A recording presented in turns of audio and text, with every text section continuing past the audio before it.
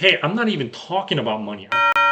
Use the military as a stepping stone. Hello everybody, my name is Yoon Kim, and within my time in the military, I was able to accomplish all these. And in this video, I'm going to be sharing with you a limiting mindset and belief that I see people have all the time out there in the marketplace that actually hinders their ability to succeed financially. So I operate a lot of my business out of Facebook. So what you're seeing here is what's called a value post. And within this value post, I share a couple things, a little bit about my life, as well as some of the lessons that I learned along the way within entrepreneurship. And the type of people that I only want to interact with are people who are entrepreneurial, people who are looking for success for themselves and their family. So yesterday I posted a content where my team did 12.5K Saturday to close out September. And I just wanted to share two takeaways that I've learned, right? It's nothing crazy. Number one, it's, the true power of being able to think as an entrepreneur. If you want to read this, you can kind of freeze the frame and read it, but I'm not going to go over it with you here. The second one here is, sometimes clients are clients for a reason. There's a saying where, clients are always right. Well, you can either believe that and always bend over backwards and create nightmare client base for yourself, or you can always say like, no, you're not right, and just create a standard for your clients because they came to you for help. You can create a standard where they meet the standard, they get the help that they're looking for, and you create ideal clients. That's kind of the lessons that I've learned here. And I actually show people like what we do and how we do it, because I'm not one of those people where I just kind of do the talk. I actually do the walk as well. And within it, one of the comments that I got was this picture where there's a gentleman chasing after money, and they get some money, they're a little bit older, and at the end of their life they have all this money, but you can't carry anything to the next world. Now, a couple things, that's not topic of what my content was. And number two, I basically said to her, hey, when the framing of how you view the world is at the financial lens, like materialistic things, like it's true, like you can't take anything at the end of your life. To me, life is all about self-improvement, to maximize each and every character, humility, discipline, ambition, creativity, integrity, kindness, etc. You need to only maximize a few of these, and financial success will automatically follow as a result of that lifestyle. If we have this God frame, we have the choice to either do what we can from the talent we are given or to bury it. So what I'm basically saying here is, hey, I'm not even talking about money. I'm talking about you being able to maximize your life. Because imagine if you had the highest level of discipline, integrity, creativity, humility, leadership, and all these other character traits, like you're gonna get successful. And secondly, when you have this mindset of money is not the objective, money is evil, then you're not maximizing your life, right? There's that Christian story of three servants. One is given 5 talents and he gets back like 8. And the master says, good job. The other servant is given 3 and he gets back 5 in total. And the master says, good job. The last servant was given 1 and he just buries it into the ground. And the master said, hey, you wicked man. Now, this isn't a religious conversation. I'm not like crazy religious, but I understand some of the stories, some of the concepts that were taught in it. And so one of the things that I believe in, I could be totally wrong, is, you are put into this world to be put to that test, to see how you are able to maximize everything that you have the potential to maximize on, or you don't have to maximize on everything, right? There is no right or wrong. You can live your best life for you and your family, or you can choose to not live your best life for you and your family. It's your choice. So what I am encouraging her to do is like, hey, maximize on your life, maximize on all your character. And the way she responded was with another picture that says, home of our spirit is heaven. If they had been thinking of the country they had left, they would have had the opportunity to return. Instead, they were longing for a better country, a heavenly one. Now, I'm not exactly sure, what this means, and I'm not going to really think about it too deeply, other than it basically saying when you die, you just go to heaven. And the way I responded was like, absolutely. Let's also not forget that our current spirit has a temporary home where our spirit is tested to the core. To think us, our families, other humans, and how we conduct ourselves in the physical realm doesn't matter at judgment is a cop-out. One of the things that will keep you in a financial box is having that kind of framing. Now, I haven't had a full-blown conversation to really and truly understand her intention. She may have had a good intention, but based on what I've seen, I think she's getting this thing all twisted and incorrectly viewing the world. Because from what I understand, the way she views money is, hey, money is never the objective, because you just have to go to of the spirit world, that heaven. Which I understand, I get it. Like, it is important, like, what happens after you die, but you're not gonna die right now. You're watching this video, you're still alive, you're still breathing, you still have things that you gotta take care of